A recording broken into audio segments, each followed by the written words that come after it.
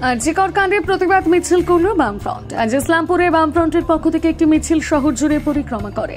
বামফ্রন্ট নেতা স্বপন গুহ নিয়োগী বলেন, আমাদের গণ সংগঠনগুলি প্রতিবাদে সোচ্চার হয়েছে।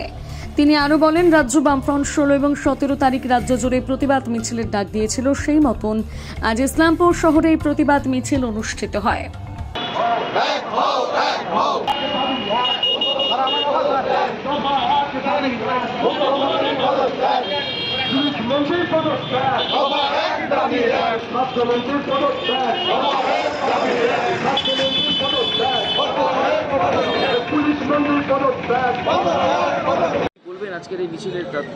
বিষয় হচ্ছে যে বামফ্রন্টের পক্ষ থেকে এই আরজি করে যে রেপ এবং যে হত্যাকাণ্ড হলো এবং এই হত্যাকাণ্ডের বিরুদ্ধে সর্বত্র সাধারণ মানুষ এবং আমাদের সমস্ত গণসংগঠন আমরা প্রতিবাদে সোচ্চার হয়েছি এবং রাজ্য বামফ্রন্ট তারা 16 এবং 17 তারিখ গোটা রাজ্য জুড়ে প্রতিবাদ মিছিল করার সিদ্ধান্ত নিয়েছিল।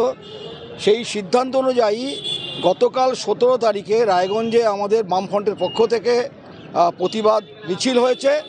আজকে এখানে আমাদের এখানে বামফ্রন্টের পক্ষ থেকে আমরা আজকে আরজি করের ঘটনার প্রকৃত দোষী তাদের গ্রেপ্তার এবং শাস্তির দাবি, পাশাপাশি আমাদের রাজ্যের অপদার্থ মুখ্যমন্ত্রী যিনি আমাদের স্বাস্থ্যমন্ত্রী এবং একাধারে স্বাস্থ্যমন্ত্রী, আর এইদিকে তিনি আমাদের স্বরাষ্ট্রমন্ত্রী। সুতরাং আমরা তার পদত্যাগ দাবি করে আমরা আজকে এই শহরব্যাপী মিছিল পরিক্রমা করে প্রতিবাদ জানালাম এবং বামফ্রন্টের এই প্রতিবাদ শুধু এই 2-1টি আন্দোলনের মধ্যে সীমাবদ্ধ থাকবে না, আমাদের ধারাবাহিকভাবে আন্দোলন চলবে। আজকের এই কর্মসূচি, সেই কর্মসূচিতে আমাদের জেলা নেতৃত্ব ছিল এবং বামফ্রন্টের আহ্বায়ক আনোয়ারুল হক, বামফ্রন্টের শরিক দলের পক্ষে সিপিআইয়ের পবন যাদব, আরএসপির পক্ষ থেকে জাহির উদ্দিন এবং সিপিআইয়ের সুসেন বিশ্বাস এবং আরও অন্যান্য নেতৃত্ব তারা ছিলেন এবং থেকেই আজকে মিছিলটা আমরা পরিচালনা করলাম।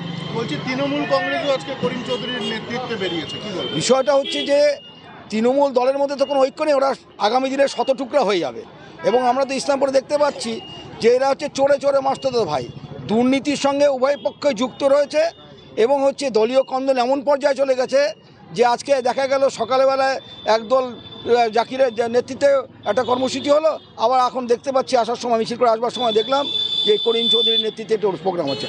আসল উদ্দেশ্যটা পশ্চিমবাংলার মানুষ এই আরজি করের যে ডাক চিকিৎসকের হত্যার প্রতিবাদে যেভাবে সোচ্চার, যে গোটা দেশব্যাপী স্বাস্থ্যকর্মীরা চিকিৎসকরা যেভাবে প্রতিবাদে সোচ্চার হয়েছে, সেই প্রতিবাদী আন্দোলনকে ধামাচাপা দেওয়ার জন্য তৃণমূল কংগ্রেস তারা শতগোষ্ঠীতে ভাগ থাকলেও তারা সবাই ঐক্য, তারা এই প্রতিবাদকে তারা বানচাল করে দেওয়ার জন্য তারা এই সমস্ত নাটক শুরু করেছে। আমরা মনে করি এটা তাদের একটা নটঙ্গি এবং এই নটঙ্গির মধ্যে দিয়ে পশ্চিমবাংলার মানুষকে তারা বিভ্রান্ত করতে চাইছে।